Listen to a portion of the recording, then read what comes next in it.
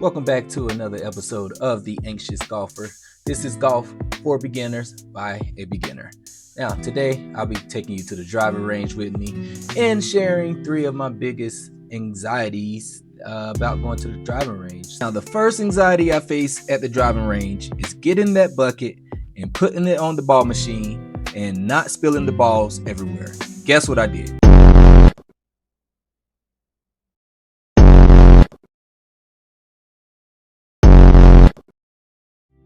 You would think by now I would know how big of a bucket I need, but every single time I get nervous, I get one bucket. I should get 2 and switch it out, but all I gotta say is make sure you get the bucket that you need for the amount of balls you're getting. So next on the list is the putting green and the chipping green. This is a great place to practice, but it could be a little anxiety provoking when you see a lot of people over there who look like they know what they're doing.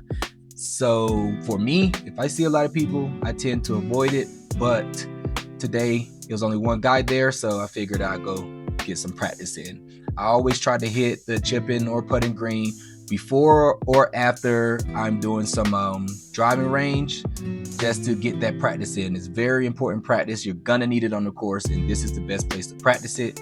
Just, get a little bit of courage. If you see people over there, get you a little bit of space and get some practice in. The final thing that brings me anxiety at the driving range, and I absolutely hate it, is actually finding a spot to go set up. And this is because when I walk past and see people hitting the ball really far, they're hitting it further than me, they got control, they got technique, all these things, and it's very humbling when you see a little kid out there who is way ahead of you skill-wise. But just finding the right spot could be a little nerve-wracking. I don't like to be right up on people. I feel like they're watching me, but I have to remember that, hey, everyone is out here to learn and to be better and to get better. So find the spot that's right for you. I know I like to hit the balls to the left a lot, so I like to set up in the middle. That way, if I hit one far left, it doesn't go over the fence.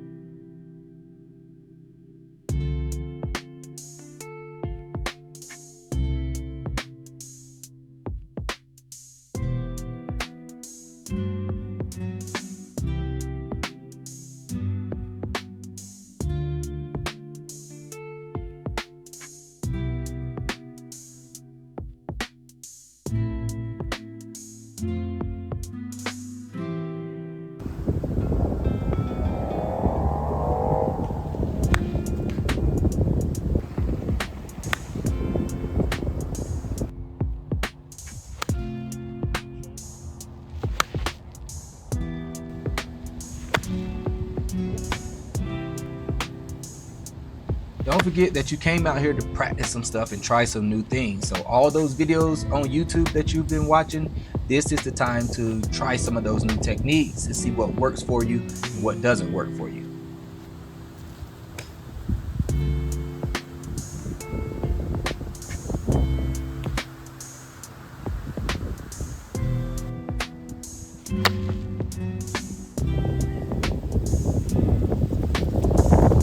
Now, you're going to want to go out there and only hit with your driver and see how far you can hit it. But you have to remember to practice using all of your clubs.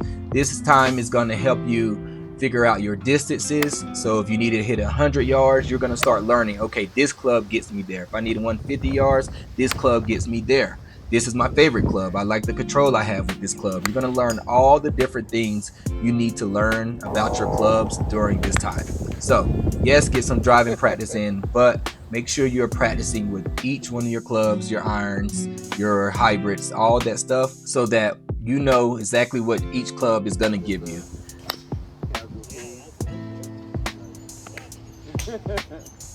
And lastly, always leave on a good swing. Now, boom, I blew it right here. That was my last ball. You know what I did? I walked out there safely and got another ball to set it up, because you have to finish on a good swing. The reason I do this is because when you finish on a good swing, you're leaving with that impression in your mind. You're not leaving with, oh, that was a crappy last swing on your mind. You're leaving knowing that you sent one of those balls on the way out. And it's just a little motivation boost, and it helps me to leave there in a positive attitude, happy about golf than leaving it on a bad note where I miss. I kind of got this from playing basketball in the gym, and then you're on the way out, you throw the ball up, you miss it, and you got to go back and do a layup or something to make that last shot before you leave the gym. You can't leave the gym on a missed shot. So I just translated it over to golf. You can't leave the range on the missed shot or a bad swing. So that's a wrap on the second video. Thank you for joining the Anxious Golfer. This is Golf for Beginners by a beginner. If you want to, leave something in the comment section that makes you anxious at the driving range.